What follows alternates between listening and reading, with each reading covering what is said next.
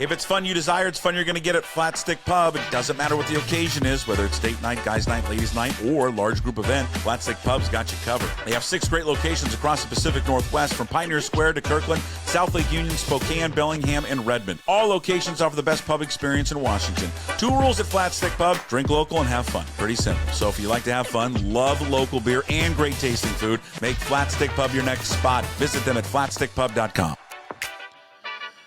And we welcome them here to the first edition of the Daily Puck Drop Live here with Jim Duquette. Jim Duquette joins us every Monday, former New York Mets, Baltimore Orioles GM, current host, MLB Network Radio, Sirius XM. And again, Monday visit brought to you by Flat Stick Pub, which I said, you just heard me say there, perfect spot for a date night, guys night, ladies night. Visit them at flatstickpub.com.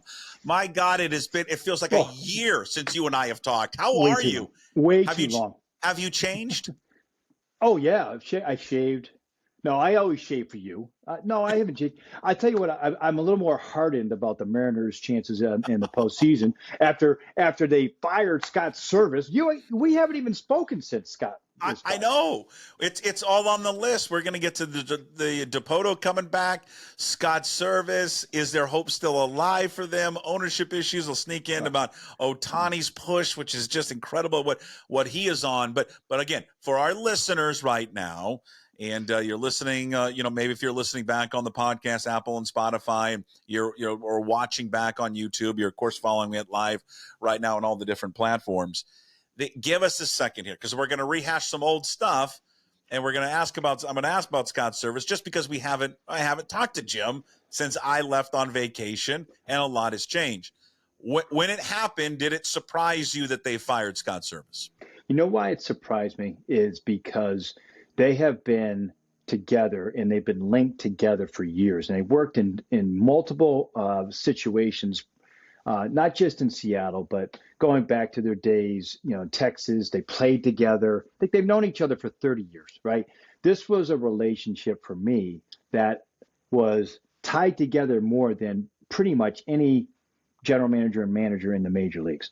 And you asked me this, a couple of different times. Hey, if this happens, could they make a move? And in ordinary circumstances or organizations, I would have said, yeah, there's a possibility. But there was the one or two places that I would have said, I don't see it. And that's what I kept saying to you. I understand the thought process. I understand the fan base. I understand it. And if I were in the shoes, I would have had to considered it. But you also have to look at this and say, well, was it roster related, or was it, behind the scenes related, or is it a little bit of both? Is it a roster that's built by the general manager and president of baseball operations? Was it, ownership related, which I feel like they still have the most blame in all this? But I think in the end, I was surprised that they made this change, because I hardly ever see it go well when you make a change that late. If you were going to make the change, it should have been made 3-4 weeks earlier. And that's my biggest criticism of all of this at this point is, if you actually thought you could make a material change with the team and make progress, it should have been done way before that road trip. And I don't think in the end, maybe they'll sneak in because the Twins stink right now, and they fall, they kind of get in through the side door, but I don't think they can get there personally. Yeah. It's interesting. And I think when most people thought, when they had made the decision to fire Scott Servais, and I think a lot of people wondered, well, is Jerry Dipoto just going to get, the rest of the season to probably prove himself? And then we have, Ryan Divish joins the show every week, and Ryan said, hey, you know what, though? This was before that he and Adam Judah of the Times had broke the story that he was coming back, said, if they were going to fire him, why wouldn't you have already done it and get out ahead of, the search committee and get that all in place and go? And this was, a week before they had decided to bring him back. And he just had said, my gut says that he's probably going to come back. Now, Ryan probably had some inside knowledge on that anyways. But, I think a lot of Mariner fans here, Jim, just cannot understand. There's probably a few that do. I just can't, after 9 years of being at the helm, what ownership thinks he has done to deserve a 10th year. And I think that's the majority of how fans out here feel about the situation. I can understand that, and I think the one thing that I can say with Jerry in his ability to kind of stay in that role and run the organization, he picks the right time for extensions. Okay, so if you go back his previous extension, he signed it. It was late in the season. I believe at the end of the year, his contract was going to expire, and they started trending up, and they were making this big push, and the momentum was such that you're like, oh, you can see now where they're maybe turn the corner, and he went to ownership and he got an extension. Mm-hmm. This time, when you go in the middle, right, it was the middle of the summer, basically, at peak Mariners record-wise, right, that's when he got the extension. Then you kind of look at this and you go, well, if you're owners, should you have done that, and should you have fallen for that a second time? Mm. In my opinion, that's the thing that I go, well, any owner would have said, you know what, I like where we are. Let's just see how the rest of this season goes. Yeah. We believe in the team. We're going to give you more payroll flexibility at the deadline, whatever. And we'll negotiate this at the end of the year. I don't know how those inner workings happen. If I were in Jerry's shoes, I would have done the same thing. I would have struck while the fire was hot, while the team was playing, while it was trending up. Hey, this is what I think. Even if, hey, listen, I go to him and I go, well, most general managers are getting a 3-year extension. I'll only ask for 2, and that seems like a bargain for the owner. Like because we know the owner likes bargains. Maybe there was something along those lines. That part I don't know the conversation that took place, but that's how those things would operate, kind of in general terms. You think he deserves a 10th year? My feeling on this all along was, and I don't like calling for general managers jobs. Okay, so I'll just get that out of the way, because here's the thing: in my role, people will always say, "Well, you're politicking yourself for the job." I don't want the job. I'm happy right where I am. But I've when I used to do this, that's all they would say. Oh, you just say that because you want the job. I don't want the job. I don't want the general manager's job. I'm just saying objectively, if the standard should be more over that period of time, 1 postseason appearance.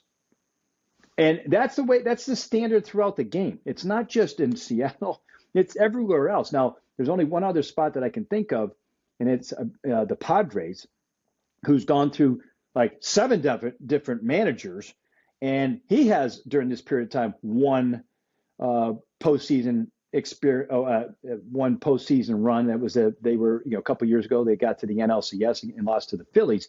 AJ Preller, and AJ, this year his job was maybe not on the line at the end of this year because the owner passed away. He had the owner was a huge proponent of what AJ did, but he was the other guy that, besides Jerry, that had length without this success in the postseason. And he's going to get there this year. The San Diego Padres are probably going to the postseason, although we don't know that for sure. But he also signed an extension of like 4 years back in like the spring. So it could have been, but the comparison could have been to that. And owners in general don't like to make changes.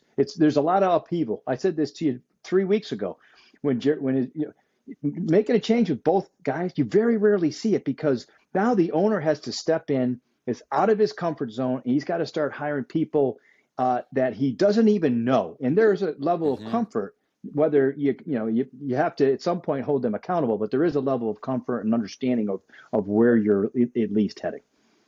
Yeah, I just think that there's, and I think even if they do get in, and that's the thing is that, currently here on Monday, they're 3.5 games back of the wild card spot of the Twins, but also the Tigers. They've got to, it's not just one team they got to jump. They got to jump 2 teams. And then they got the Red Sox who are scuffling, but they're a half game behind them. And then for the Astros, and you're right, they could still, if they can get within striking distance before they play him here, coming up here soon, maybe they have a shot. I think I won't speak for all Mariner fans. I'll just speak for myself as a Mariner fan. I feel that what's going to happen is, Yeah, they're going to play a little bit better, and they have at times played better offensively here since Dan Wilson has been hired. And the players have given an awful lot of credit to Edgar Martinez, and we'll get to that in just a quick second. I think that they will miss out by like a game or two. But let's just say a game like I think they did last year.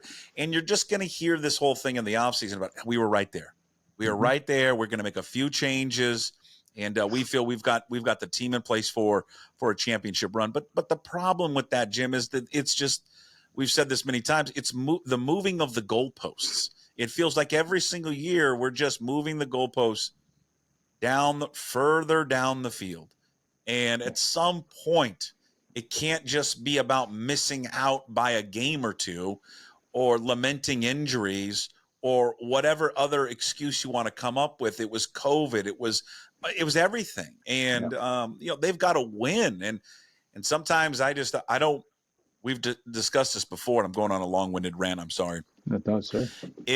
I just don't know how serious sometimes ownership is about winning. I mean, I think they want to win. I just don't think that I don't think that it keeps them up at night. And that's the problem. I think that's what Mariner fans want. The owner that's up at night wanting to win. Yeah. And there aren't a ton of them in the game. As long as the bottom line is they're making money, a lot of these, general manager isn't spending, outspending the money that's coming in. They have a little bit longer leash. And we've seen this, in St. Louis, where the standard was to get in the postseason all the time. Now they're going to have 2 losing seasons. It's the first time they've had that happen in their organization in a long time. 2 full seasons, not counting the strike year back in '94. So there's other teams that are going through the same thing. Toronto's going through this a little bit, although they were in the postseason last year and the year before. So yeah, I think you're right. The problem, there's a saying, and I used to use this too. I'm going to draw the line in the sand, and I'm not going to step over that line in the sand. The problem with drawing lines in the sand is when the ocean comes in, you can wash it away and you can redraw the line somewhere else. And you keep moving the goal, like you said, you keep moving the goal line because the other one got washed away or you didn't remember it. And that's what it feels like there sometimes. Yeah, and that's I think that's where a lot of people feel like. It just feels like that we keep pushing it further down the road. That it's Jerry Dipoto sits in there. And listen, you've talked to him many times. You know him. Yeah. He's a very smooth talker. He's very good at illustrating his vision. And I could see how someone like the ownership group led by John Stanton can get mesmerized by it. And I also want to say there is a lot of good that he has done. They have improved the farm system. The pitching staff is elite. That there's just been this inability to find people that can hit. Now, since they've made the move and Dan Wilson has been named the new manager, and that's the one thing too, he wasn't named interim manager. He was named the manager. Right. And most people feel that is from ownership, that was not a Jerry Dipoto hire. I don't know if you know anything, if you have any more info on that one, but is that how you've heard it as well? Well, I heard it, Jerry, the choices, there weren't a ton of choices. I think, to come in the middle of the season and would know the organization well. I think that this was the path of least resistance for both sides. I think Jerry put his stamp on it because this made sense and because of his background, because Dan Wilson's background, his baseball IQ. And I think ownership, it was an easy kind of rubber stamp, like easy one. It would have required far more a search, which you don't have the time to when you make a change in season. With maybe even someone who didn't have ties. There's other people that would have made sense that don't have ties necessarily to Seattle. This was almost a perfect fit for the front office and ownership.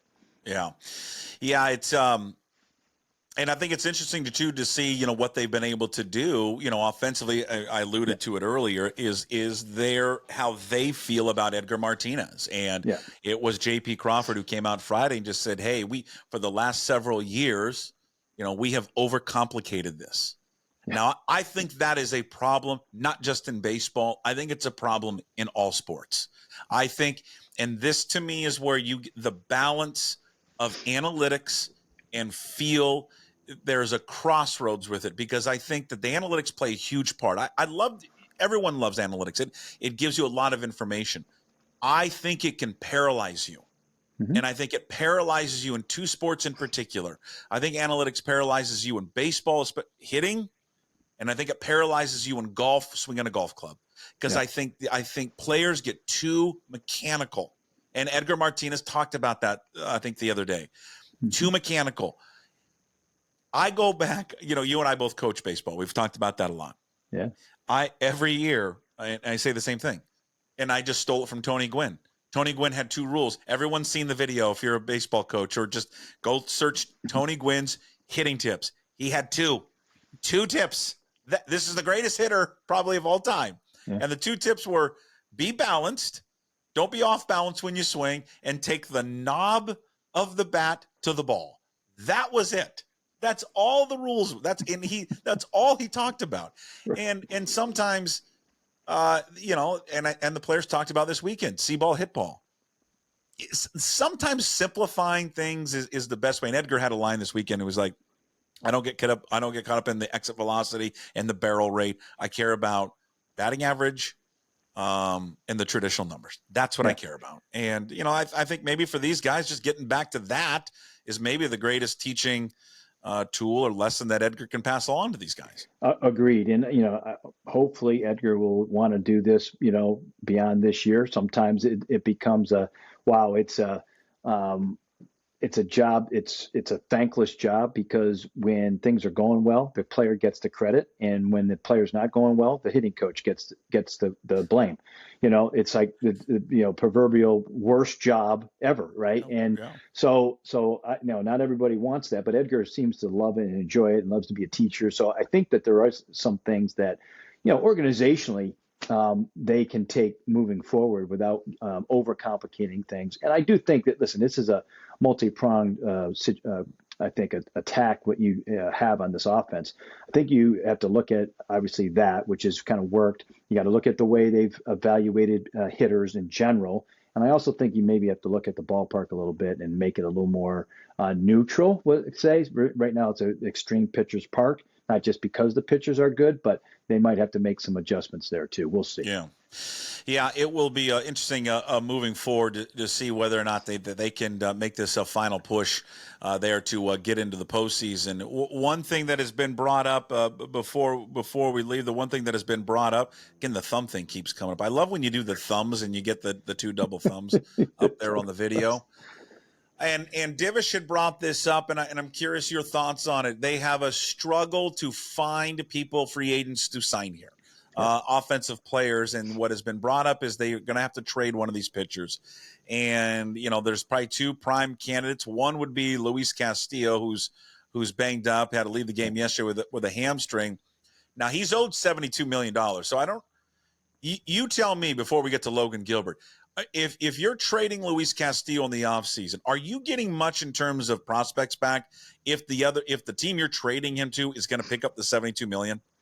It's hard to get full value prospect wise if they're picking up that money. Now, Castillo's contract is not considered, an excessive contract. I think it's a fair contract, and if you look at out on the free agent market, the hard part when you make trades in the wintertime with these type of players is you're not pressing the other team's, button when it comes to the highest leverage situations. They have other choices. They have other teams looking at starters. They look at the free agent market, say, well, I don't have to give up any talent in my system. I can just go out and pay money for this guy. And it's always an either or proposition in the wintertime.